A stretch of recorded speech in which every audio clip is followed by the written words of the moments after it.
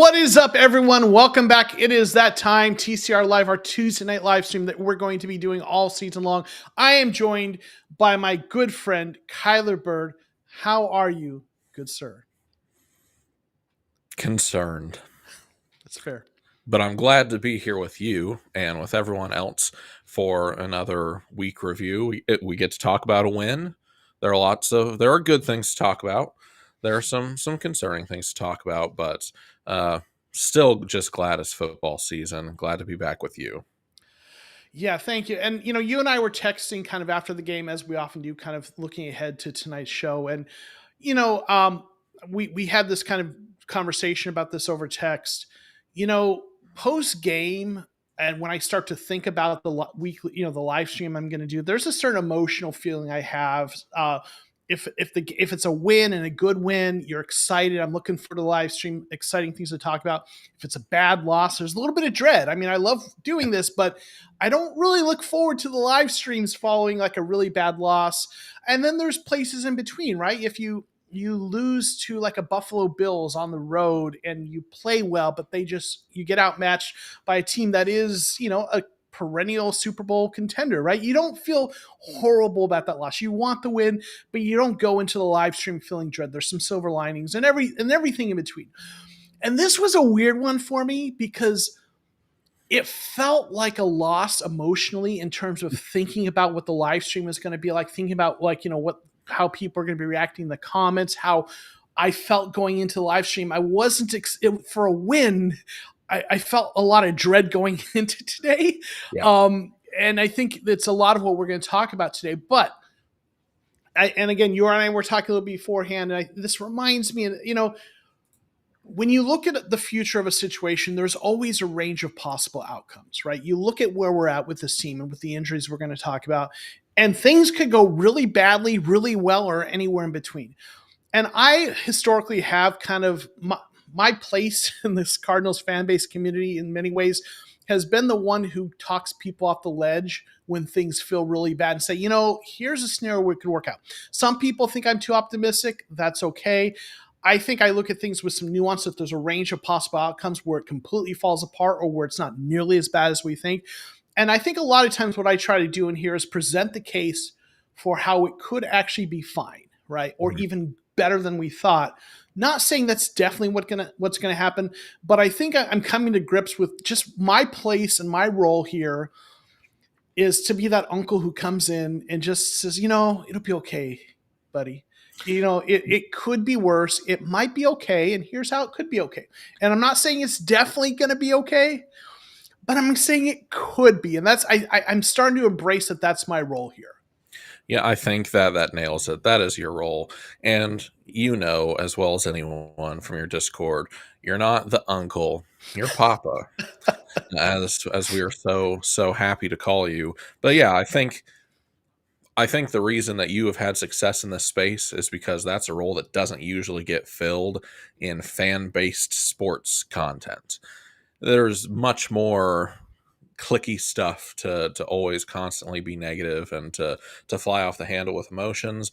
And I think you do a really nuanced job at data analysis, and that's why people keep coming back. So I'm, as always, honored to be a small part of your thing here. Aw, shucks. Well, thanks, Kyler. I think you're great too. All right.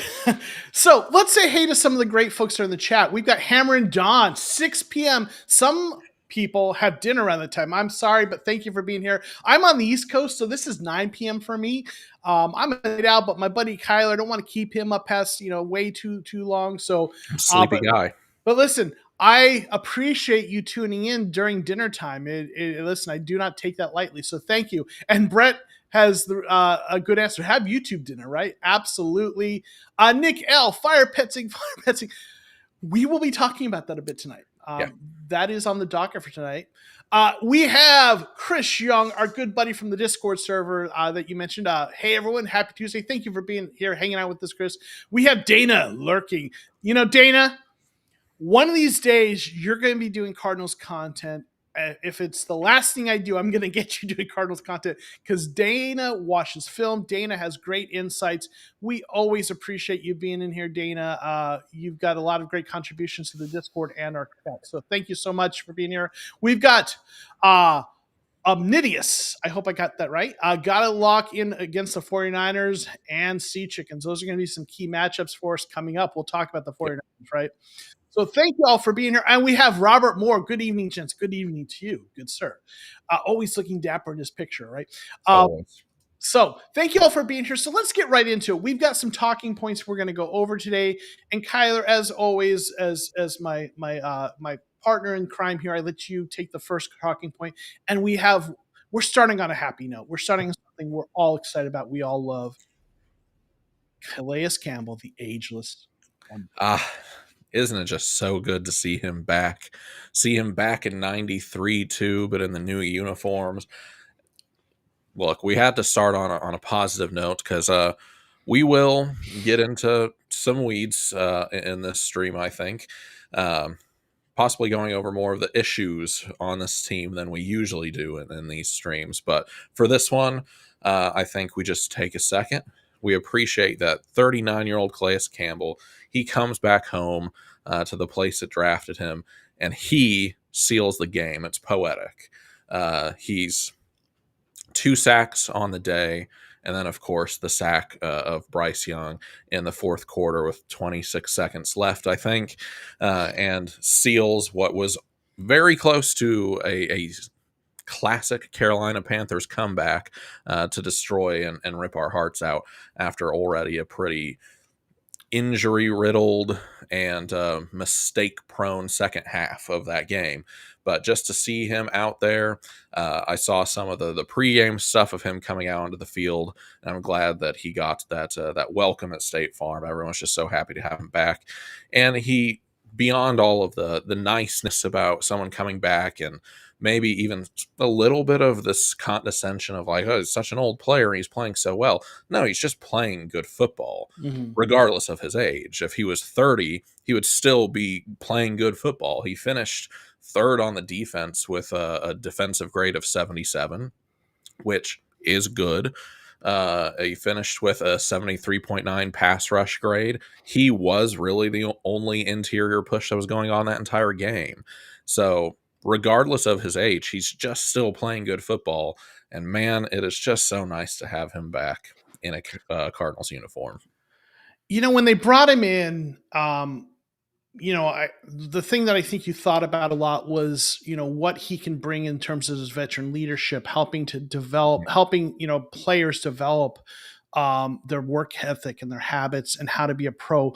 You look at Zach Allen, a guy that we had drafted who's now in Denver doing great things. You look at what JJ Watt, the mentorship he offered him, and not saying that's the only reason he's having success, but you have to imagine that kind of mentorship and that kind of role model and that kind of modeling of what it means to be a pro probably helped Zach a lot.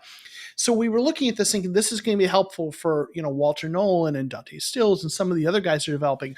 And you think about that aspect. And if that's mainly what he brought and he was just an okay player, you would take that, but he's still good, right? Like you look at his PFF grades throughout his career, he had a stretch, between 2016, 2019, where he was just amazingly good in the 90s. And it's taken a dip now where it's in the 80s or 70s, but that's really like PFF grades in the 70s and 80s are really good. And at the age he's at, he's still playing at such a high level. So what he's bringing both in the locker room and on the field is really valuable. So I think that's a great way to start it. Something, a bright spot in what was kind of a rough game, which it still feels weird. It's like we're talking about a loss, but they won, right? Right. But we'll that'll be a theme throughout this, right? So I love it. We got to take it though to somewhere that's not as optimistic or not as positive, right? Because there were some things about the game that we're frustrated about. And the first of these is Marvin Harrison Jr. What's the deal? I've been a defender. I liked the pick. I know our buddy Aaron Van Buren keeps reminding us all that he wanted Joe Alt, Right. the great Joe Alt. And, Marvin Harrison has not, listen, his rookie year wasn't bad statistically and it had Yeah. moments. It like was comparable to Larry Fitzgerald's rookie year. But here's the thing, and I'm gonna share this screen with us and organize this a little bit. All right, here's what I actually want to look at. Marvin Harrison Jr. Okay, this year, if you look at ESPN, one of the things they do is they have a projection based on it's only 2 games in, so obviously this is a small sample size. Things can change a lot, but based on the game he's played, the snaps he's played so far, and kind of extrapolating them out over the full season, if he kept this pace, what would he end up with? And it's kind of uncanny because the pace he's on right now is for 60 receptions, 833 yards and 9 touchdowns. That's very close, eerily close to what he did his rookie year, which was, if you look at it, 62 receptions, 885, and 8 touchdowns. On a similar note, Trey McBride projects to 102 receptions, 1182 yards, and has no touchdowns, so projects to 0, although, we know how that went last year. And last year, 111 receptions, 1146, 2 touchdowns. So, so much of, as, the more things change, the more they stay the same. Again, it's only 2 games in, but this offensive production is eerily, at least on the receiving side for those two players, similar to what it was like last year, right? But with Marvin Harrison Jr., it's not. I know, for example, Nick says it's Petzing's scheme. He doesn't have to throw a wide receiver, running back, tight end, and maybe. But I saw really interesting on Twitter. I think it was Nate Tyson. I forget who else it was, and I apologize to the original content creators who the other person was, but they were talking about this, and Marvin Harrison is actually a really good fit for the scheme, at least in their view. It's just that he's not the kind of receiver Kyler likes to throw it to, and that there's some things he might not be doing. So he's actually a good fit for the scheme, at least they argued, but it's maybe that it's Kyler doesn't play the scheme that way. I don't know. But at the same time, the skill set is there, the pedigree is there. He played so well in college, put up the numbers, and was decent his rookie year as rookies go. But the thing that people have said, and that I would agree with this kind of critique, is I just don't quite see the aggressiveness I want to see in him. He's such a professional in certain ways, and it feels almost like he's a little too passive in some of his ways.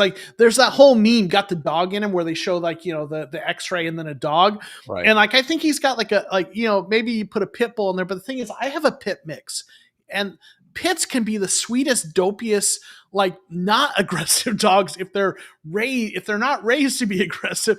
I just wonder if he's got that pit in him that's the sweet, my dog is just I just want to be loved. I'm being a little facetious, but that dog in him might not be aggressive enough right now. Maybe he needs a little bit more aggressive dog in him. And certainly there's that one throw that he should have caught it. The one, maybe the throw was a little off, but the one that bounced right out of his hands that in the game. And listen, they still won, but it's an indicator, a symptom of what we're seeing. So I'm a little worried. What are you seeing about Marvin? I agree with the aggression take. You do have to have just a certain aura around you. I've heard my students use that word. To play receiver. Those are wide receiver and cornerback are those two diva positions, and you have to have some of that in you. I do believe that. I think Larry had it somewhere deep inside his soul, but he was also a really good person, and he wasn't going to take that out on the rest of the world. But he obviously had an intense competitive spirit in everything he did. There's no way you can be the second greatest receiver of all time without that. And Marv and Kyler share a lot of similarities, which is not a unique point. I think that's been brought up several times. I think even Kyler's mentioned stuff along those lines that I thought I was a quiet guy, but Marv's really a quiet guy. And he said stuff in this off season about Marv is finally coming out of his shell a little bit. But you do need some of that, like, who was the wide receiver that pulled chains all the time? He was on the Cardinals for like one season. Michael something. I Uh, can't remember. Texas Tech receiver. He pulled chains. It was, oh yes. Oh, what is his name? It'll come back to me. But yeah, you I know have who to you're have talking a little bit of that. You have to have about. a Mhm. little bit of Richard Crabtree. Sherman in you. Michael Crabtree. Crabtree. Yes, Yeah. thank you. And Marv is just a really passive guy. And part of it, you might think, very similar to Kyler. You go back into their origin, and Kyler is, from the time he was in Pop Warner, probably always the most athletic person on the field, always one of, if not the most talented person on the field. And it imbues this kind of quiet confidence in him. And Marv has a Hall of Fame father, grew up playing the game. His whole family, apparently, his little brother's great too. So, like, the whole family is great. And he has this quiet confidence to him, but he does not have that aggression where that shot to the end zone, it wasn't a bad ball. And you can make the argument that a little bit more aggression gets him through Mhm. the cornerback and making that type of catch, but he sort of just lets it fall. And stuff like that. I'll forgive a tiny bit of a high toss, which he still should have gotten because that's what he's supposed to do. But, those plays happen. But it was the shot to the end zone that really irked me in that way. That is something that an uber aggressive receiver goes and gets. And you either get the ball in a touchdown, or maybe you get a penalty. But sometimes you got to play that game, and he does play a really passive game. Like, I think it's a valid point. And Chris is making a good point here. I don't think you spend every day in the off season in the facilities working on your craft if you don't have a competitive spirit. And I think, Yeah, I think I think a little bit we're conflating competitive and aggressive because I think we need to separate those a little bit because I think yeah. he is competitive, right? Well, of course he is. He's Yeah. an So I think elite guy, but like absolutely. Kyler, he was the elite guy in Mhm. college. When he was at Ohio State, he was the best wide receiver in college football. Yeah. And a lot of the stuff that he got away with in college was him just dusting people. Mhm. And it wasn't, I mean, he was competitive. He's playing a top program and everything. He Yeah. takes things very seriously. That's a major part of his personality, it seems. But we saw him play at Ohio Yeah. State. How much, like, heavy competition did he have to, and Mhm. adversity did he have to go through at Ohio State when he was the best receiver in football?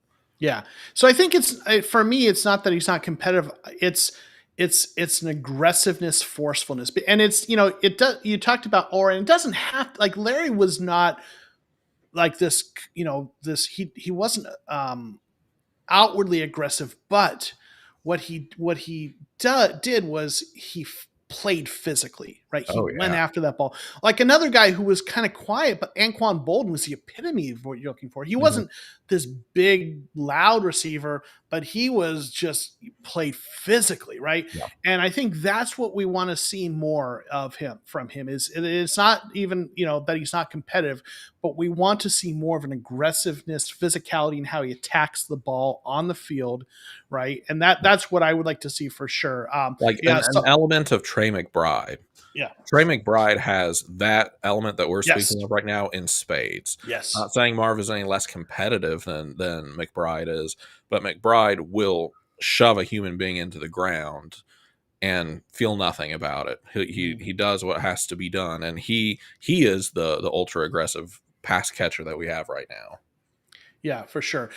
Salty, thanks for being here. Appreciate you. Yeah, seems like there's needs to be more aggressiveness. And, Chris is kind of pointing to it being more of a scheme thing. He's using an analogy with Hayden Christensen with the really bad dialogue. And like maybe it is the system, maybe that's part of it.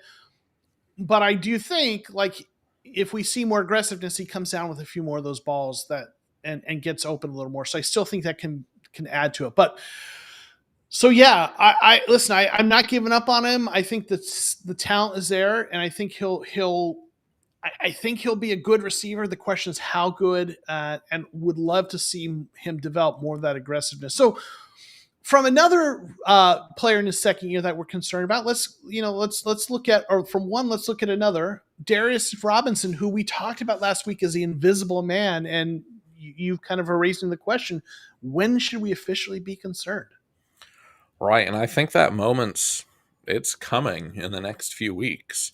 And it's just clearly there's this full season. We'll have to take a look at the end of the season at the totality of it all. But in 2 weeks of what the coaches and a lot of people are sort of considering his rookie season, he got a little bit of playing time last year, maybe a little bit of a head start, but he only saw action in 6 games at the end of last season. But Darius Robinson, we're almost nitpicking some stuff with Marvin Harrison Jr. because everyone knows the talent is there, and we have questions about how he's being used and some ways that he can get better. But even at the end of the day, an 800 plus yard season, 9 touchdowns is not a terrible season. But with Darius Robinson, we're talking about zero production and 2 weeks in a row, the 2 weeks of the season so far being the worst ranked defender with PFF grades. And for a first round pick, 27th pick overall, last draft, that is something that you should at least be looking at. Not anything to throw him away with the bathwater or anything. And there's still plenty of time. And I think he has a lot of skills that we've seen, but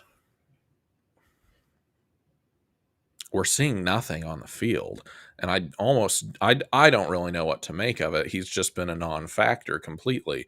This week he comes in at a 40.7, so dead last of rankable defenders, a 46.8 run defense grade, a 67.4 tackling grade, so not terrible, but a 46.7 pass rush grade. With zero attributed sacks or pressures and one credited tackle. That's not the type of production you expect out of a first round pick, first of all, and especially when your other first round pick on the defensive line isn't even playing right now. There should be increased opportunity for Darius Robinson to be doing stuff. And in the interior right now, him and Dante Stills are almost complete non-factors. You have a 39-year-old Calais Campbell doing all of the work on the interior. The only interior pass rush on this team right now is Calais Campbell, an almost 40-year-old man. That's not good. And we can have similar discussions as to the Petzing stuff we'll get into, whether it's this bringing four soft contain stuff that we've seen in the first 2 weeks. Does that have something to do with the opponents that we were playing? I think we did play a pretty soft defensive line for the most part in these first 2 weeks. We're, I believe, dead last in blitz rate in the entire league. We just brought four every single time. And to that, maybe Darius was just doing his job of containing a quarterback, making sure he doesn't get out of the pocket, and so he's not going to show up on the stat line at all. But it is notable when such a high pick, some guy that also got a lot of off-season hype, man, he's put on weight. He looks like a monster. He's going to be great.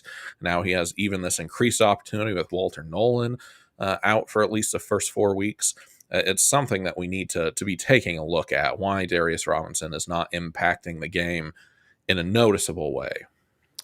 Yeah, I hear you. And, got a couple comments. As for interior defensive linemen, I think there's definitely a learning curve. It's going to take a while, especially since he was hurt last year. But soon, yeah, he's got to show something. Chris saying, I'm willing to give D Rob until about mid-season. He doesn't need to be an all-pro, but definitely needs to be better. Dana saying he's getting heavily penalized by PFF for getting snatched to the ground because of some forward lean, I think. Salty saying, he thinks he's a certified bust. They could have drafted a Pro Bowl pass rusher too, but traded down. So like let's see one more. Nick is saying that he's a non-factor, right? I tend to I'm concerned, that this is 2 bad games in a row. I'm cognizant of his, he missed almost all of last season and such, and he's kind of trying to get up to speed. But you make a good point. He's got this ideal opportunity. He's playing next to Calais Campbell and Dalvin Tomlinson. For me, I'm not going to call him a bust yet. I think I tend to agree with Chris that probably want to see until mid-season and see if he puts together some better games. Yeah. If by the middle of the season he's got some good games under his belt, then let's keep working with him and let him develop. obviously, if we don't see improvement, then I'm really worried. I mean, this is a guy who, though, was when they drafted, they talked about his work ethic and his football character. And that's, so there's a part of me that really wants to bank on that. Mhm. But, maybe he just isn't that good. Can You happen. liked, it happens. You like to see, though, him develop. So we'll see. Um, but we talked about Darius Robinson last week in the trenches, and we also talked about the other side of the trenches, and that's the offensive line, is particularly the run blocking. And this is kind of the next point I wanted to bring up, that it once again, the run blocking wasn't good. The pass blocking was good, right? In fact, I think they were one of the better teams in the league in terms of PFF grade on pass rushing or pass blocking grade. But the run blocking grades weren't good. So, like, if you look at the run blocking grade of the starting offensive linemen, you had Isaiah Adams 47.6, Paris Johnson Jr. 60.6, Hjalda Furholt 59.2, 58 for Jonah Williams, Evan Brown 62.5. No one had a great game. A couple players that were barely average, right, in terms Mhm. of their run blocking. The pass blocking, Paris had an 80.7, Hilda had a 83.8, Jonah had a 75.6, but the interior guards, Isaiah was 49.4, and Brown 50.7 on pass blocking. But overall, they were better on pass blocking, but the run blocking wasn't great. Um, and this is kind of a concern. Like, the running the ball is what they did really well last year. But I will say, and if you're following the channel, we've got, hopefully you've seen that we've got some other folks that are working with us now creating content. We've got Bird and Goal with Jackie and Colby, and we've got Marcos and Blake doing their Redbird reboot podcast. And Blake was on the other day live looking at some film and stuff, and he talked about the run blocking and how defenses are dealing with the run this year. And he made an interesting point, or shared an interesting point that actually other people had made, that there are often trends, right, in the NFL in terms of what defenses are doing to respond to what the offense is doing, and vice versa. And one of the things we talked about a few years ago was like those safe 3 and 4 safety shells, right, and that were taking away the deep pass, and they were making teams work underneath, and they were kind of preventing it, and that affected how things were working, or how teams are playing offensively. But then you started to see a year or two ago, you know, because it had been such a pass happy league, teams were starting to come back to the run again and kind of abuse those kind of defensive schemes that were more towards the pass, and you saw more emphasis on the run last year in particular. And then what it seems like is happening is there's another pendulum shift, that teams are now attacking the run defensively more than they were before.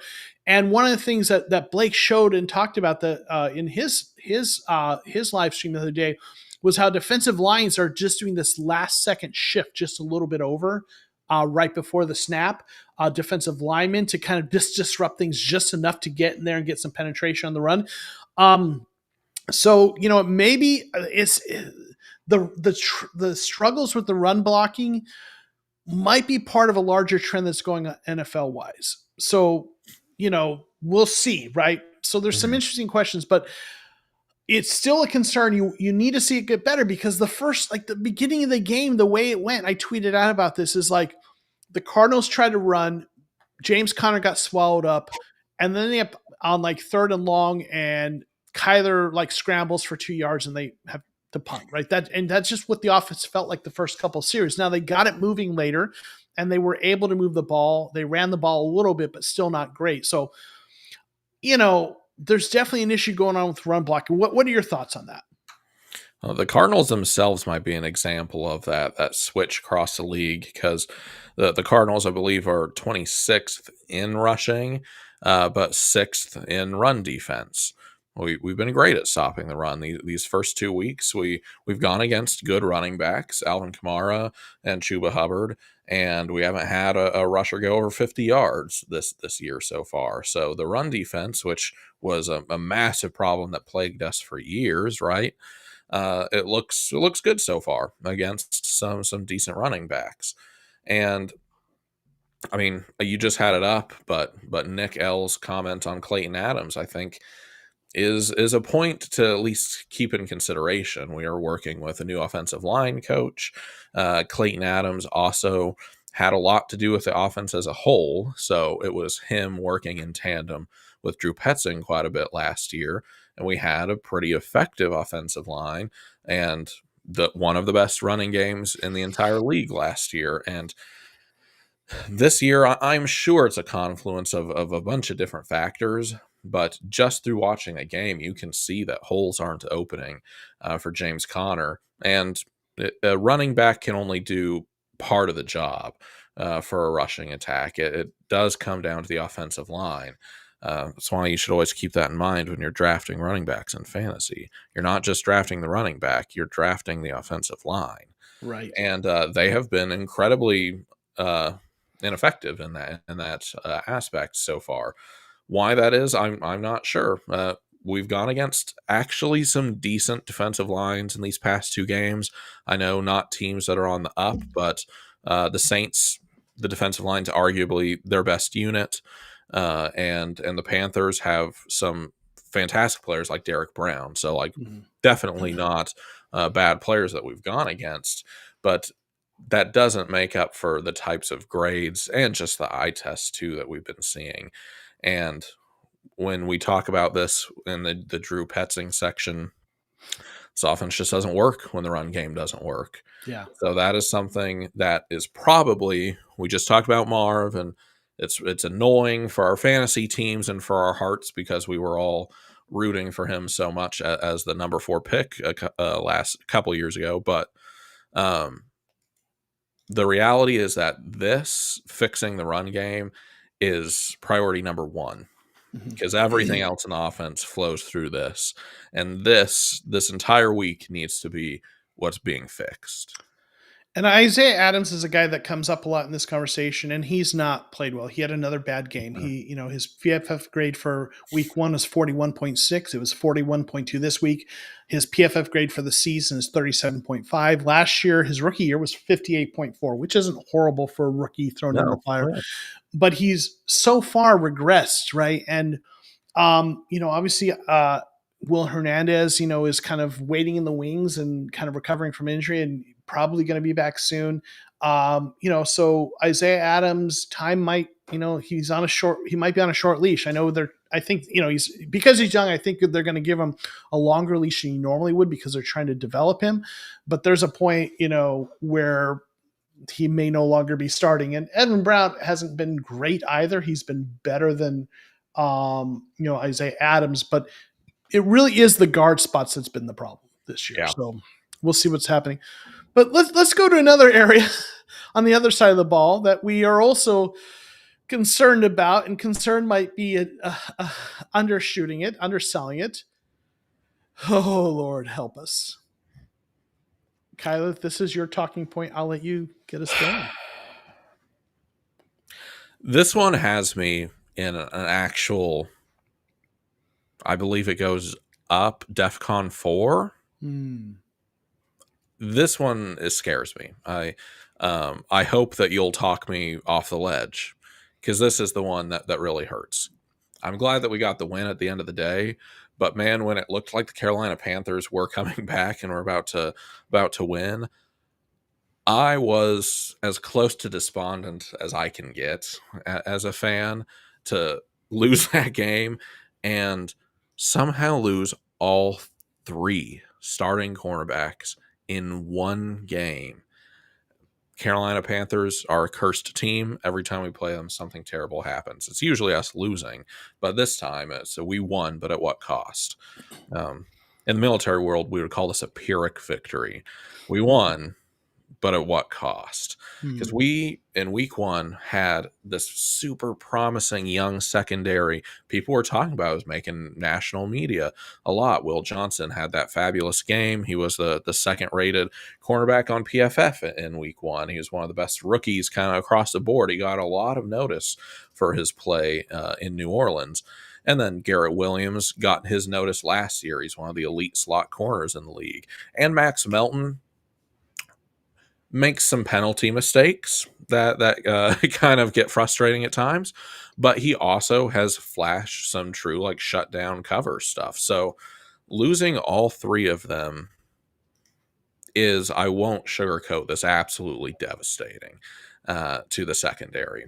Now we are down to our safeties, which are all good. Mhm. Which, if we have a positive, is that we do have three really good safeties, and we were already running a lot of three safety sets, some weird like dime and diamond packages with three safeties on the field. So hopefully, Rabbit Taylor Demerson can help take some of this load. But the reality is that we are probably going to have three new starting cornerbacks playing next week in Santa Clara.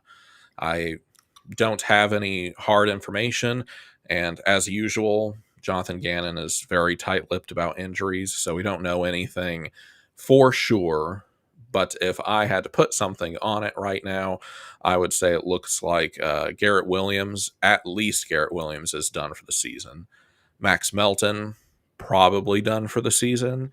And Will Johnson might be our one hopeful boy that might come back in 3 to 6 weeks or something like that.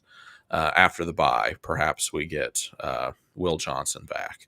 But that means we have to fill corner spots in the meantime. And what we have on the roster right now, they are all draft picks. Monty Ossenfort's drafted 7 corners in the past 3 drafts. So he has been looking for the right combination. And damn it, it looked like we had found it. Looked like we had found the 3, and now they're all gone. But he has also been drafting other guys, and the one who is coming top of mind that will most likely, and in all likelihood, week 3 be cornerback 1 is Elijah Jones, 3rd-round pick from last year. He missed out on his entire rookie season, just like Darius Robinson, with his own injury, and yeah, he has the build of an outside cornerback. That's what he was drafted to be. He's got great long speed. He had some good tape at Boston College. But of who is on the team right now, Elijah Jones looks like your cornerback 1 on one side of the field.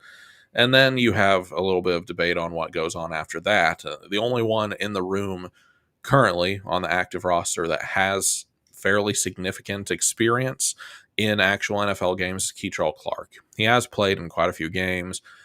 In his rookie season 2 years ago, I think he played in 15, and then he played in 14 games last year. So he has, what is that? 29 games of experience in the NFL. So he will likely be out on the field. And then Denzel Burke is also the remaining cornerback on the active roster right now, who we just took in the 5th round. Breaking news: Ant has been called in for. Yeah. And we have a couple guys practice squad right now that I expect could at least be eligible for activation for depth, because you can't run out there with just 3 cornerbacks. Yeah. But we've got Darren Hall, who had a really good preseason. He's sort of like a hybrid safety cornerback. So he might be able to get a shot, or at least be available on game day. And then we also have a Chigozie Newsium on the practice squad that might be eligible for that. And I saw today a post on X that the Cardinals did bring in 3 cornerbacks today. Andrew Booth, a name that I...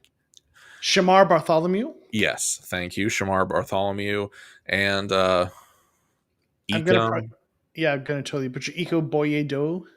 Right. And of that group, truly the only name I know is Andrew Booth. He was a 2nd-round pick a couple of years ago, and he was most recently, he was traded to Dallas last year, and then Dallas cut him in August. But trade for Greg Newsome. Ironic how another person I wrote about when I was at Raising Zona that are now basically linked to the team. Well, we will be bringing in people, that's for sure. We'll be testing the water, and we'll probably be activating some people from the practice squad, at least for week 3.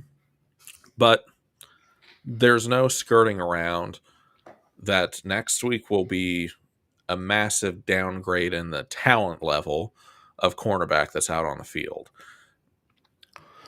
Yeah. So, you know, I don't think anyone who pays attention has, like, when you look at these, the the kind of the cloud around the injuries and the silence that's coming out of that building and everything. I don't think anyone had much optimism about this injury situation, right? I No. think what we're looking at is most likely the scenario you described.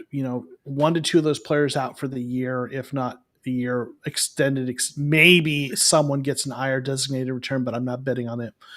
And Will Johnson was the one that maybe he won't be out long, hopefully, right? And I think that's the feeling, right? Because when you get the word out that Will Johnson is kind of like a soft tissue hamstring kind of injury, okay, those can linger and be kind of problematic. But the other two injuries looked like knee injuries, and those are the kind of injuries Yeah.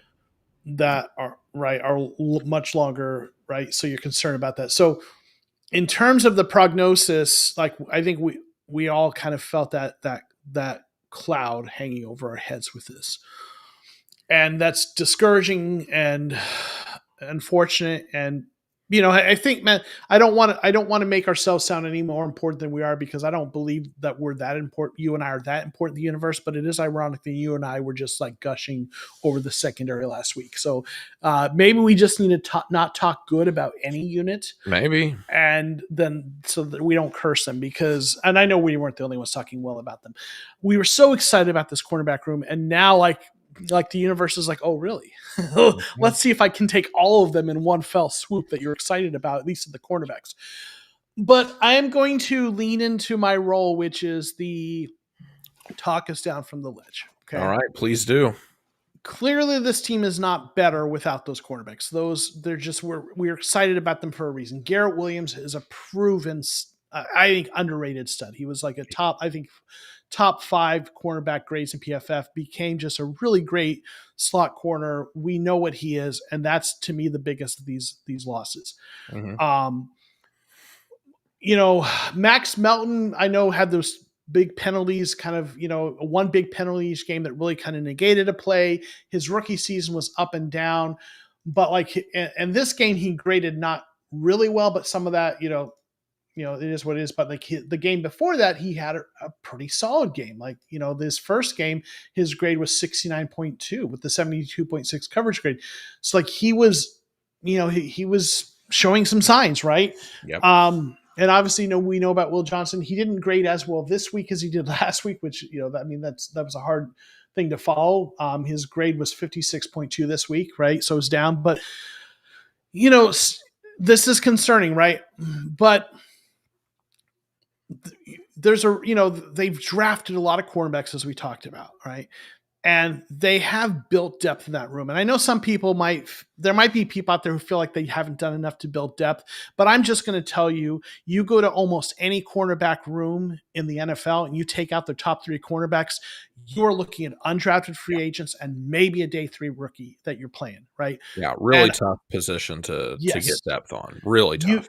absolutely. So, in my view, this Cardinals cornerback room is actually one of the deeper in the league. It's just been so young that like the top end talent is unproven. So, I'm not saying it was the best cornerback in the room in the league, because guys like Melton and and Will Johnson have to prove that they have potential. Garrett Williams is established. So I'm not saying it was the best cornerback in the room, but it is one of the deepest when you look at 1 through now 6, because Yeah. you've got Keitrell Clark. He's a former 6th-round pick who has played a lot of snaps, right? You've got 6th-round pick Denzel Burke, right? A draft pick that someone they drafted. You've got Elijah Jones, the former 3rd-round pick. 3 guys that they drafted. A lot of cornerback rooms, when you get to number guys, 4 through 6 or 7, you're looking at some undrafted free agents, right? So, you've got some good depth here, right? As it goes. And I think about years in the past when we had those kinds of injuries and we were playing guys that we just poached off another team's practice squad. I'm not as I have a little more optimism that this could be okay, because you look at, there are teams out there like the 49ers who don't draft cornerbacks early. There are other teams that build their team around a good defensive front. They've maybe got safety help, and they get guys playing cornerback who aren't like these first and second round picks, but they still get it done okay, right? And like, I could see a scenario where the defensive scheme that last year had Sean Murphy Bunting and Starling Thomas as their starting cornerbacks, and Starling Thomas overachieved, but he was an undrafted free agent who graded around 60. It's not like this guy was a Pro Bowl player. So like but this team has more players around them now that they did good players than they did last year. They've upgraded the pass rush, they've upgraded the defensive line. You have Rabbit in year 2. So I could absolutely see a scenario where this year Keitrell, and I would say I don't think Eli Jones is cornerback 1, not because I don't think the potential. I just, when you look at it, he's of those 3 guys, he's the one who hasn't played yet. Who did they put in? Denzel Burke, Keitrell Clark. Keitrell Clark has played some snaps. Burke got put in the injury. I actually think Eli is 3rd in that pecking order just from where he's at, just by that. But if those 3 guys are starting for the next couple games, but you're also seeing they're probably going to bring in Rabbit a lot more and play 2 cornerbacks and have your nickel be your safety a lot more. They're going to lean on that safety room, which is a strength. And I think they're going to make it work. They're going to have a scheme that their defense as a whole doesn't give up a lot of big plays. They've got good safety help. They'll keep underneath. Maybe they get picked apart a little with Dink and Ducks a little more, but they're going to have better pass rushing help. They're going to have the safeties and Rabbit playing some in the slot to help kind of offset. Buddha does a lot of good things to take some of the pressure off the cornerbacks. And they've got guys that they've drafted that they like. I could see it working out where maybe they're not as good as they would be with the other guys, but it's not a train wreck, right? And then Will Johnson hopefully comes back not too long, and he comes back at cornerback 1, and you've got some of those other guys, kind of playing cornerback 2, and I can see a scenario where it's not as the result is not as bad as it feels. That was helpful, and I appreciate it. But now, it is a good point on Elijah Jones about him being an inactive player for the first 2 weeks. That's not a great sign. And really, when I was saying CB1, in my brain, I had CB1 and CB2 are slightly interchangeable because they're sort of denoting your outside cornerbacks. And I do think Keitrell Clark will get one of those spots. Elijah Jones will get the other just because of his size, and Denzel Burke will get some slot snaps and probably split that responsibility with Rabbit, which I think is the way to go there. You might have to go back to some of the more traditional secondary alignments that you see in more traditional NFL defenses, but you got to do what you got to do.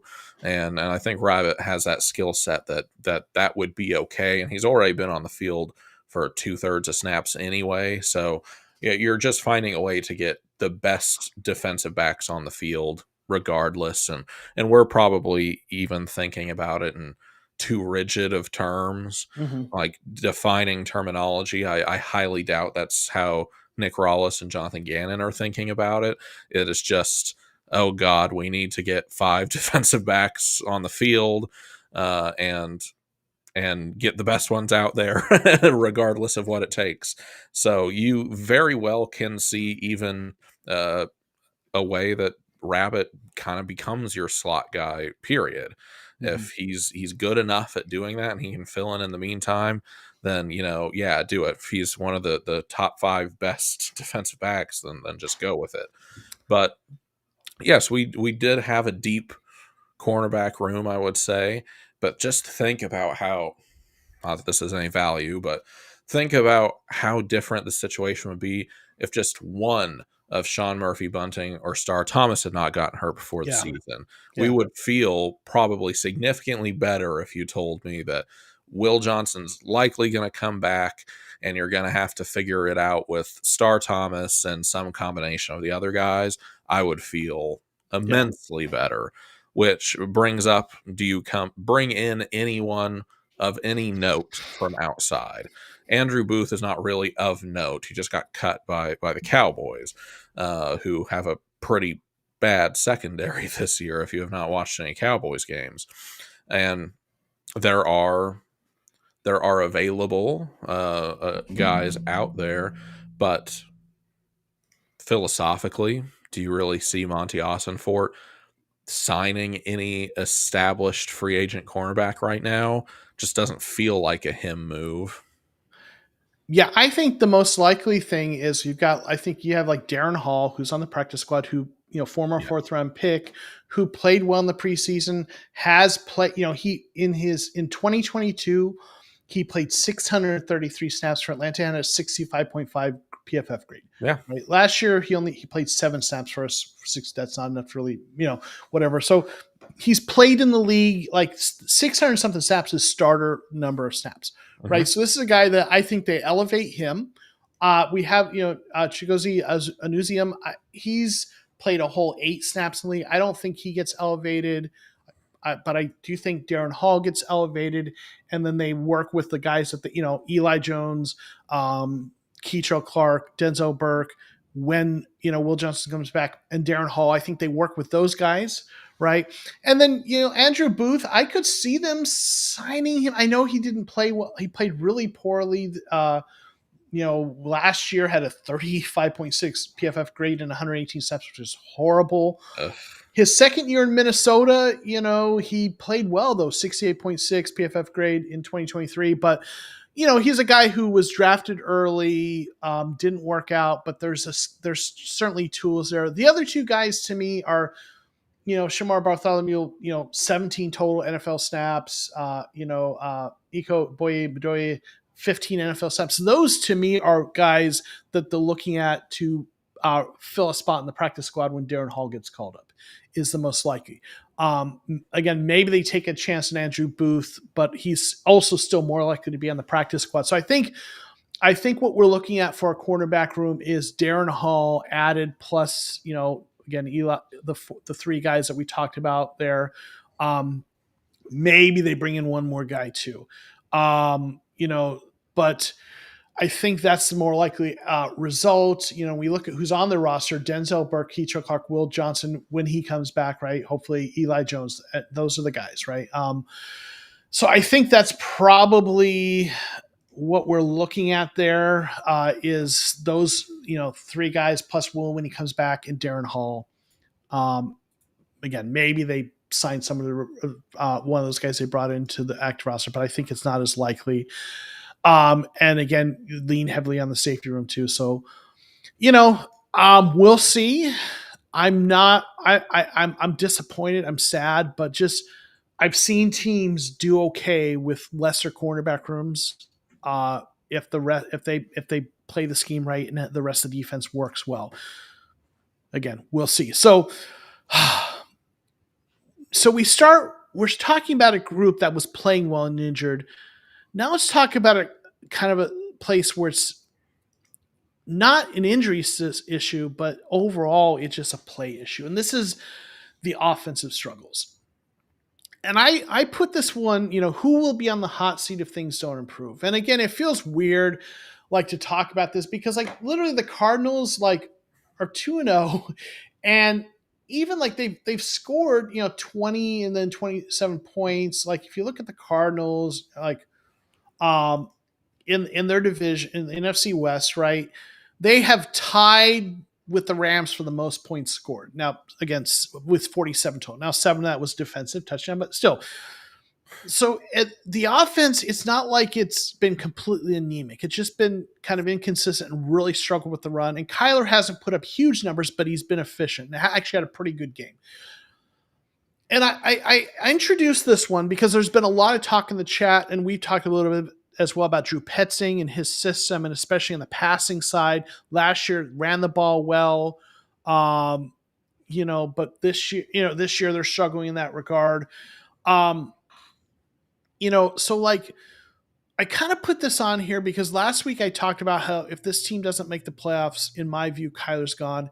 And I'm not going to completely abandon that I'm paying attention to the Kyler thing this year, but after looking at this last game, I just feel like I need to walk that back a little bit.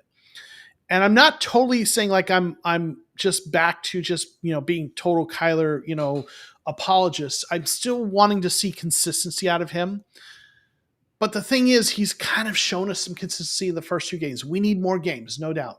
But like Kyler, his first game, he had a 65.5 PFF grade. That's above average. That's Not decent, terrible. not terrible. And then this game, he had an 81.4, which was really good, right? He had the one bad interception when he was trying to throw it away, got hit. I'm not gonna but that's his only interception this year. So like, I'm not gonna, totally drag him to the mud for one interception in two games when he was getting hit, right? Even the best quarterbacks throw a few interceptions. Yeah. And when I looked at this game, it was like this. Kyler played well overall, aside from the one interception. Graded well, was struggling because they couldn't get the run going, but eventually made something work. And I'm walking that back a little bit where I'm saying I could see a scenario where this team barely misses the playoffs and Kyler isn't gone. But if he isn't gone, Petzing's gone.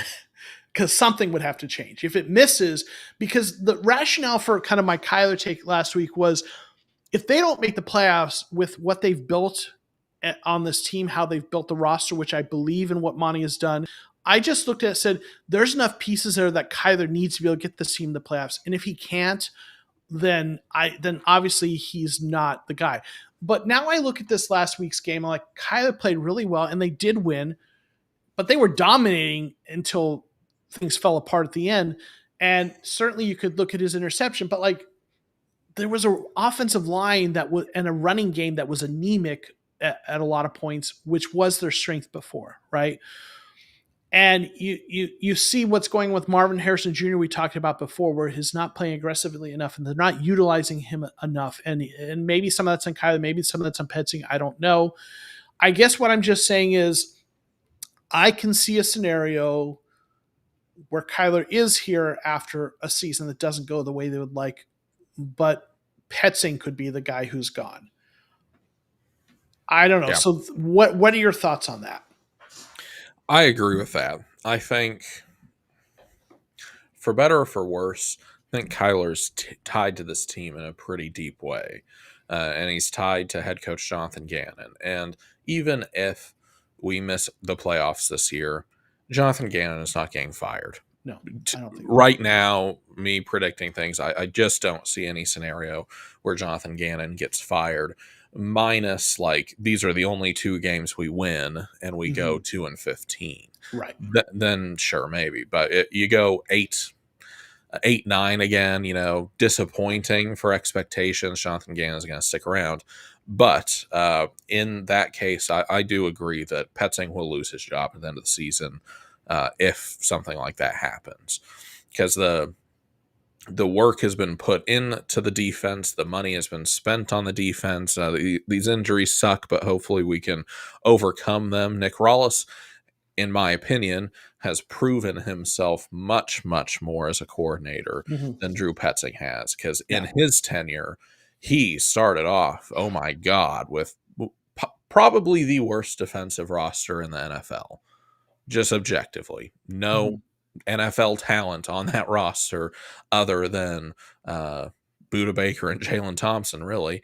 And they've put in the work, and he consistently produced better results than expected with the players that he had. Whereas on the offensive side of the ball, they clearly thought the talent was fine. They made no major changes this offseason and decided to run it back, which probably put a little bit too much faith in Drew Petzing to then improve as a play caller, because he has the exact same group. Can't blame it on any of that. The only major change on the offense is offensive line coach Justin Fry replacing Clayton Adams, which kind of seeming to have a bigger impact than a lot of us probably expected just by losing an offensive line coach. My friend Aaron Van Buren can probably speak to that. I don't think he's very impressed with Justin Fry's work so far with this offensive line, but there has to be some type of reason why this same starting five offensive line can suddenly not block for James Conner, who's just coming off back-to-back 1,000-yard rushing seasons. So Petzing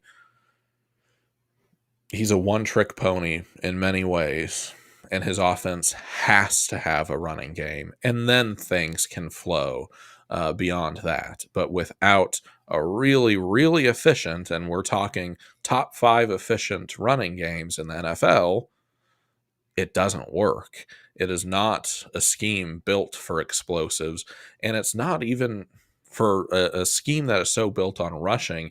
You kind of think maybe that would fit something for Kyler Murray, but no, this is a running back and tight end scheme, not an elusive dual threat quarterback who is probably even better throwing on the run than he is throwing from the pocket, does not utilize those best aspects of Kyler Murray. And Kyler Murray gets the hate because he is the quarterback. He is the face of the franchise. And I think there's a lot of undeniably elite skills contained in Kyler Murray that have never been utilized, which does seem like a stupid thing to say going into a 7th year that it's not his fault. He's just never had either the pieces around him, which is true for several years, or he's never had a scheme that utilizes him correctly. But has he? If you threw Kyler Murray and his exact skill set into a Baltimore Ravens offense, do you not think he would have more success than he is currently having with a 1980s pound and ground offense that we're using 4 tight ends in some sets, but you have an ultra elusive quarterback?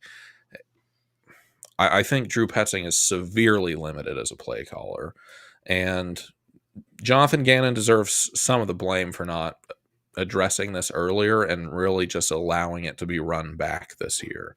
Because there were already questions last year about the efficiency of the offense and how it needed to take a step. And you didn't make any changes, and you just relied on one guy becoming a better play caller in the offseason. And in 2 games, he hasn't. And he has the season. I really doubt he's going to get Mike McCoy. Really doubt it. I mean, at this point, I would be okay with it. But I don't know who would call plays in his stead. So he has this season and an underwhelming offensive performance, especially an underwhelming season where is very clearly the offense's fault. Yeah. Why we did not make the playoffs. He is going to lose his job, which is, I don't like human beings losing their job, but this is a business. You do have to have results. Listen, yeah, this is a guy. Listen, if he lost his job, he'd have a job next year coaching at another level. So we're not talking about someone's livelihood. We're not talking about a person who is making $10 an hour trying to pay the bills. So I that part of me that is very socially conscious says, in this business, people who are going to be fine in terms of finances, where it's high performance, and yeah, we can talk about losing people losing jobs, and I'm not going to feel bad, right? So yeah, and saying most offensive coordinators don't last as long as Petzing has. He's had some time to fix it, but hasn't. Yeah.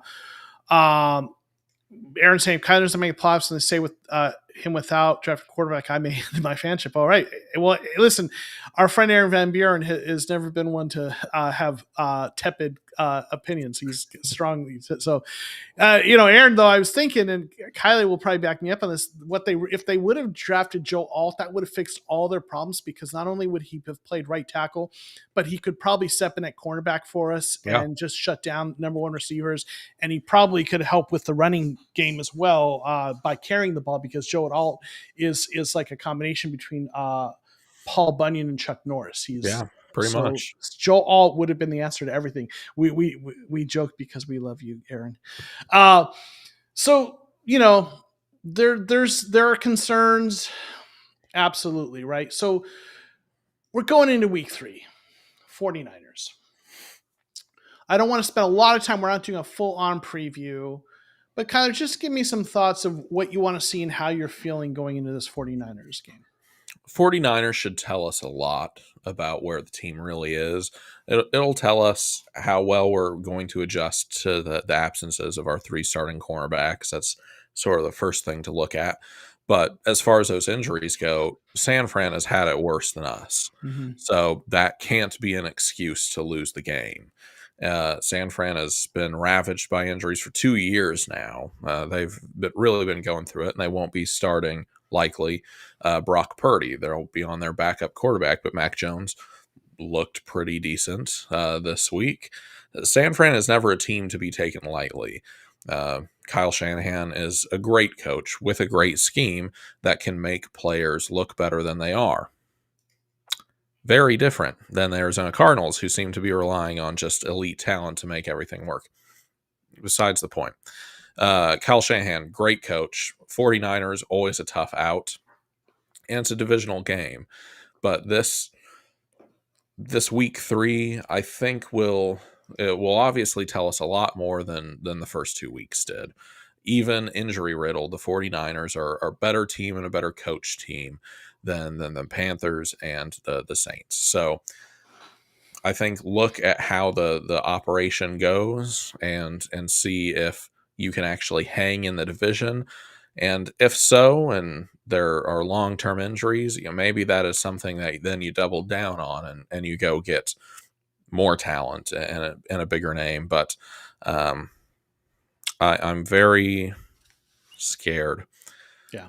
I'm very scared. I think the run defense can keep up and hopefully keep Christian McCaffrey at least semi-contained, but I'm not sure about our run game in San Fran. That will be the make it or break it too in this game. If the running game can find its footing, then I think we can win the game. But if we are held to under 40 yards for James Conner again, I think it will be very, very tough to get a win on the road in Santa Clara.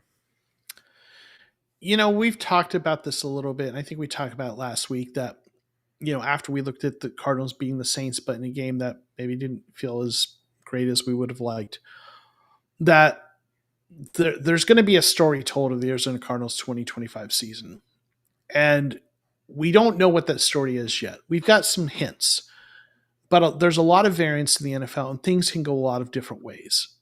Super Bowl, I'm not saying we're going to the Super Bowl, but Super Bowl years for other teams have sometimes started with really bad losses or had bad losses where people like, there's no way. And don't get me wrong, don't conflict. I'm not saying we're a Super Bowl team, but I'm saying is sometimes teams start out slow and don't look great, but they figure it out. And the variance is real, right? What matters is over the long haul, do you win enough games and you get there and do you get things going right? And there's a lot of reasons to, there's a lot of reasons, a lot of things pointing to that the story could be a bad story. And what's going the tale of these first 2 games, what this chapter, these 2 chapters, week 1 and week 2, end up how those fit into the book depend a lot on what happens down the road. If through the rest of the season we start putting together some more wins and we make it to the playoffs and we see them figure out some of the problems and what the story of these first 2 weeks is, that was rust, that was players finding their footing, but we worked through it and the schedule was favorable that we got to work through that rust with some of our weaker opponents. If we don't get better and we start because playing at this level, these are probably 2 of the worst teams in the NFL. Saints, I think most everyone assumes is. Some people had a little more hope for the Panthers, but they're not looking great. Like if they don't up their game, this isn't going to win against, teams like the Rams and the 49ers, right? Yeah. And when you look at the schedule and you kind of start to count likely wins and losses, there are not 10 wins against this there are not 10 games against this caliber of team that they've played.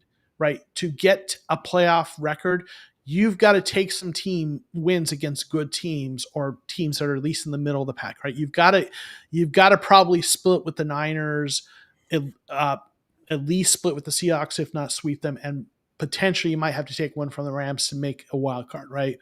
And find a few other wins in there. You've got a few more games against teams that are lower tier, but you've got the schedule isn't the easiest moving forward. So like this chapter against the 49ers is the beginning of the chapters that are really going to find the story of the Cardinals this year, and tell us what these first 2 chapters really are. Right. And I'm not going to say this 49ers game is a must win because I think they need to split. They don't need to win both. And this is the away game. I could see them losing this and winning the home game later. But you need, in my view, you need to split, at least split with the 49ers, and you'd rather try to win with Mac Jones, even if it's on the road. Yep. But at a minimum, you need to see them be competitive. If they get blown out in this game or lose really convincingly against the 49ers, I'm going to be really worried. Yep. If they keep it tight and lose, I'm going to still be on alert, but I'm like, okay, we can move forward, right? And Aaron thinks it's a must win, and again, we have kind of some.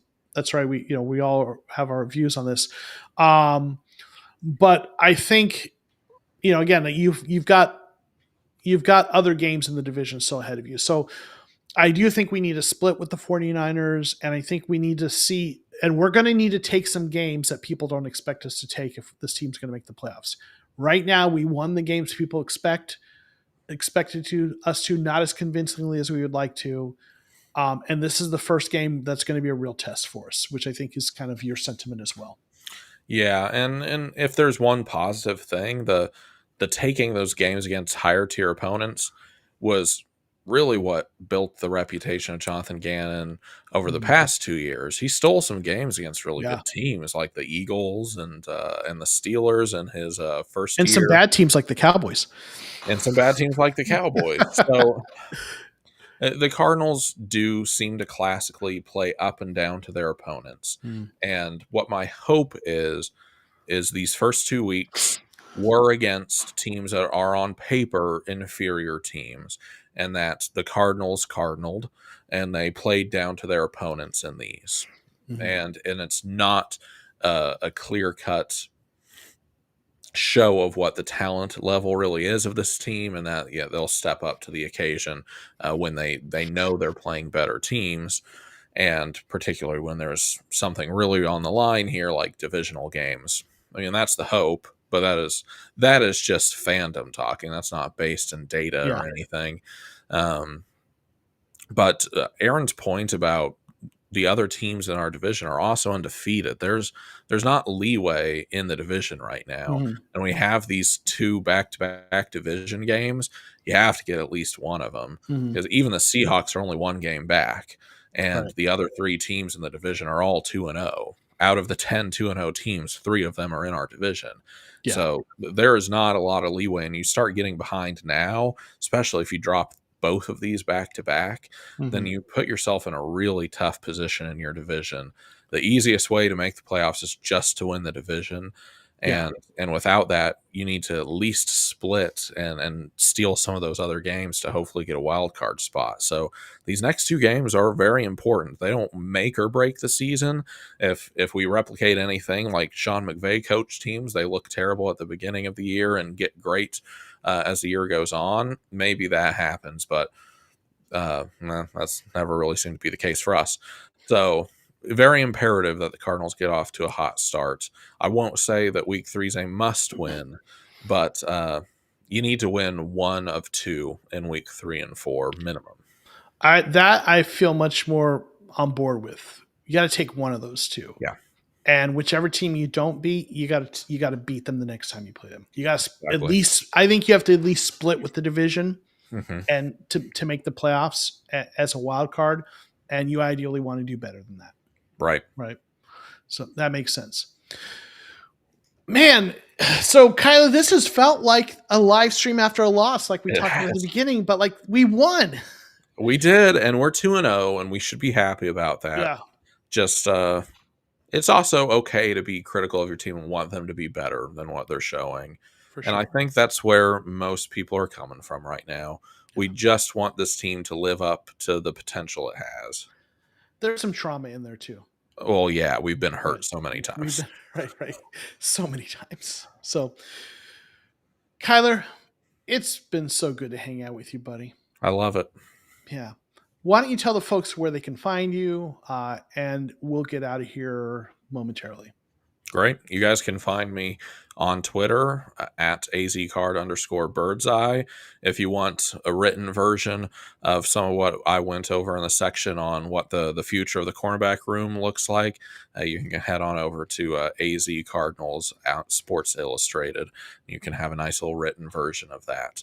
But other than that, you guys can find me there, and I appreciate your guys' time tonight. Awesome. It's been great having you all in the chat. Thank you for hanging out with us. Some of you are some OG folks have been with us for a long time, and some of you are newer friends, but I always appreciate folks hanging out with us, bringing your comments. If I didn't get to you, I apologize. I tried to get at least one comment from everyone, but thanks for hanging out with us. You can find me obviously here at the Cardinal Rule on YouTube. You can find me on Twitter at JOKOMO13, JoKomo13. And obviously, make sure you tune into some of the other great content. We've got some other folks that are creating content with us. We're kind of creating almost like our own little kind of podcast network here. Calvin, thanks for being here. Appreciate you hanging out with us. One of the OGs. The first super chat ever to my channel was Calvin. Nice. He is an OG, so appreciate you being here. So thanks for hanging out with us, everyone. We're going to get out of here, but let's hope Cardinals win this week, and we'll see you next week. Peace.